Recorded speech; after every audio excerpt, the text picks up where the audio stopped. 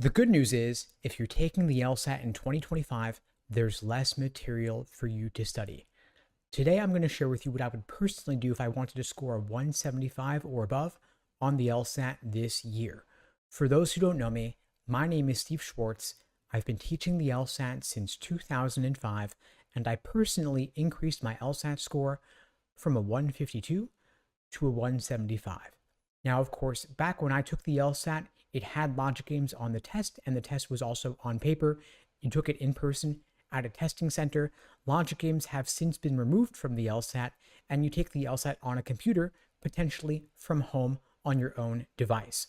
But regardless of the changes, the overall structure of an LSAT study plan remains the same. You build the foundation first, then you work on pacing with individual sections, and finally, you pull it all together with full-length timed practice tests. Now, at LSAT Unplugged, we create personalized day-by-day study plans for all of our students based around a certain core framework that I call the LASER approach to LSAT prep.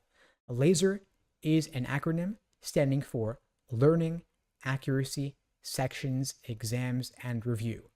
The idea being that you learn the basics, you build the foundation, then you focus on accuracy, drilling questions by type. You take individual timed sections to work on your pacing. You do several full-length exams to work on your endurance. And last but certainly not least, you review your mistakes. Every question that you get wrong, every question that you have difficulty with, because of course you could have just guessed and gotten lucky on it, but it might have just as easily gone the other way. So let's say you're taking the LSAT in a couple of months, let's say 3 months. Month 1, you focus on learning and accuracy, building that foundation, drilling questions by type. Month 2, you work on pacing, doing individual timed sections, better allocating your time over the course of the section. Month 3, you pull it all together with full-length timed practice tests, and of course, you review in depth. Let's look a little bit deeper at what each of these stages involves. The learning phase, you're building the foundation, watching course lesson videos, maybe reading a chapter in one of those LSAT Prep 500-page phone books. You're learning the different sections and the different question types. You move into A for accuracy, drilling questions by type to better understand the proper perspective from which to view each question type. For example, there are roughly 15 different types of logical reasoning questions, but some are more common than others.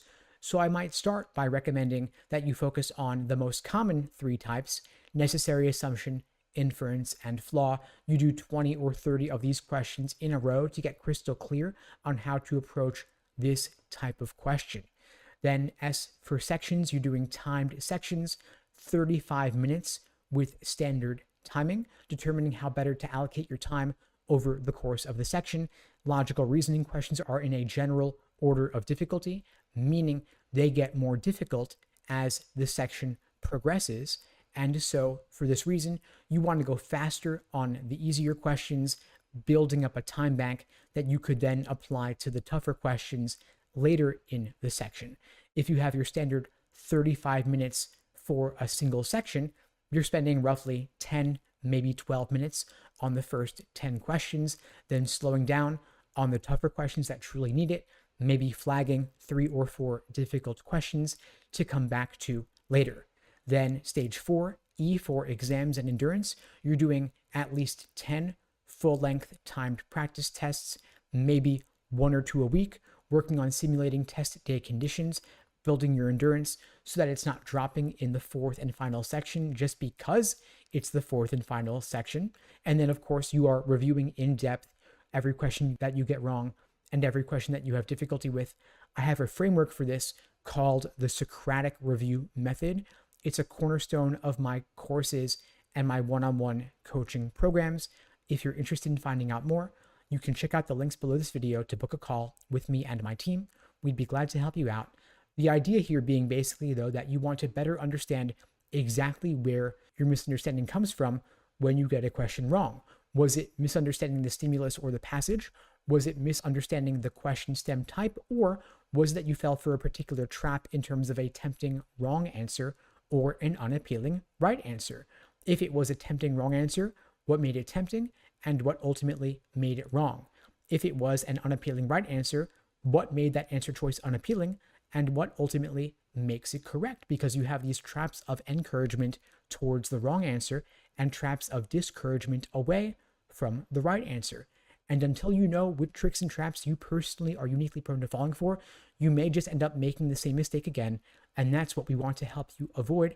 At LSAT Unplugged, we walk you through this process in our classes and in our one-on-one coaching programs. Again, links below to find out more and to book a call with me and my team. We'd be glad to help you out. And in the meantime, I'll wish you all the best and take care.